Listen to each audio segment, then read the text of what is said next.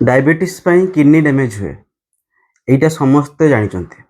किंतु कौन आपण से भाया टेस्ट विषय जानते जो दुईटा टेस्ट करी आपन जानीपर आपंकर किडनी डैमेज होती कि ना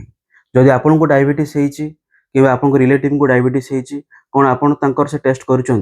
आज जन पेसेंट रिपोर्ट आपको देखी ये हूँ मुझे ना लिभे देची बिकज प्राइवेसी मेंटेन करिया इम्पोर्टेंट आपन आ ऊपर फोकस करंतु जे ये हूँ फास्टिंग ब्लड शुगर रिपोर्ट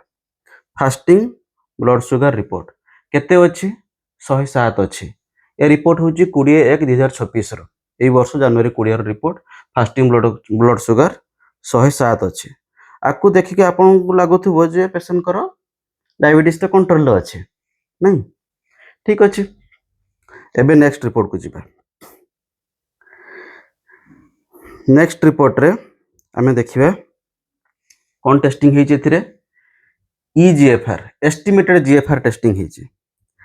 ये भी same day report 20/1/2026 report estimated GFR तंकर ठीक अच्छे 100 अच्छे वेरी गुड ठीक अच्छे एबे नेक्स्ट रिपोर्ट को जीवा एटा हला UACR urine albumin creatinine ratio एटा भी सेम डे रिपोर्ट 20/1/2026 रिपोर्ट एथिरे आपण देखि पारथुबे ACR रिपोर्ट तंकर केते अधिक आसुची 504.46 मिलीग्राम पर ग्राम ऑफ क्रिएटिनिन 504 तंकर आसुची तो फास्ट रिपोर्ट आपण देखथिले फास्टिंग ब्लड सर्कुलेशन फास्टिंग पुनी फास्ट रिपोर्ट को जाउची ये थिला फास्ट रिपोर्ट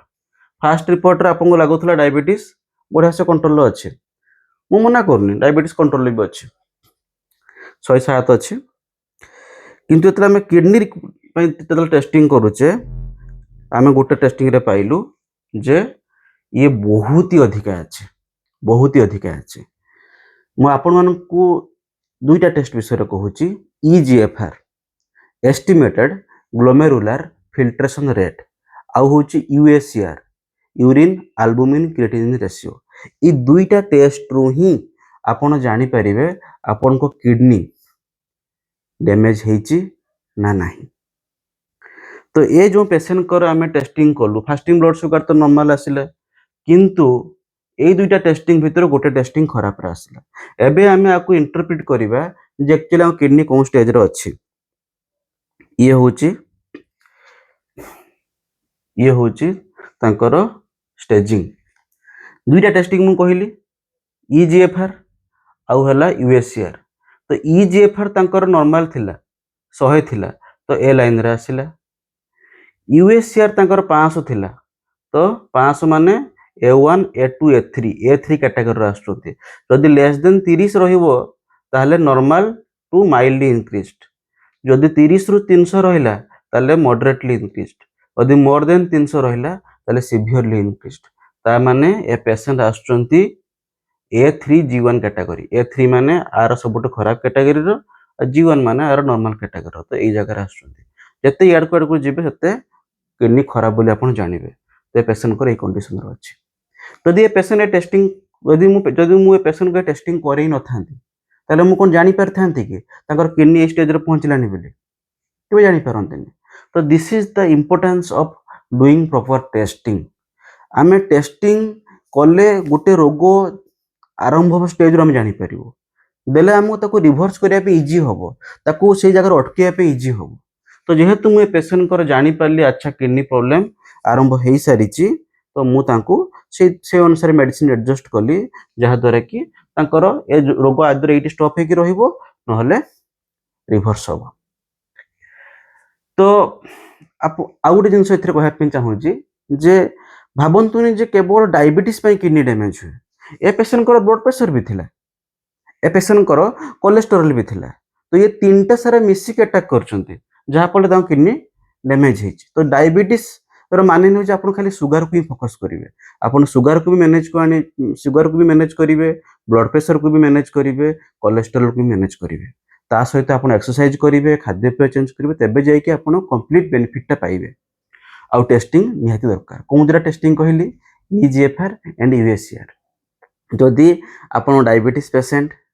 आउ ये दुटा टेस्टिंग आप करना स्पेशली आप टाइप 2 डायबिटीज तो डेफिनेटली एटा करंतु टाइप 1 डायबिटीज बोधे गाइडलाइन कहूँ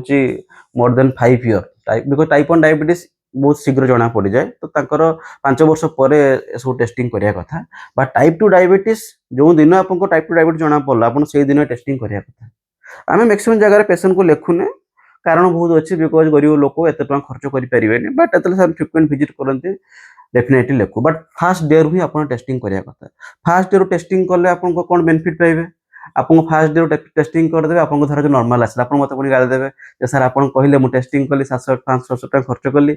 ना सेमती ना आप नॉर्मल आसला तापर पुणी 6 मास पर टेस्टिंग कले कि वर्ष पर टेस्टिंग कले तेले तापर यदि बढ़िला आप जानी पारिबे जे अच्छा मोर नॉर्मल थिला एतिक बढ़िला बिले एई जगह थिला एई जगह गला बोले तो आपन देख किछि केबे टेस्टिंग करनते सडन टेस्टिंग करिवे सडन खराब आसला आपन जानी पारिबेन जे केबे केते दिन खराब आसला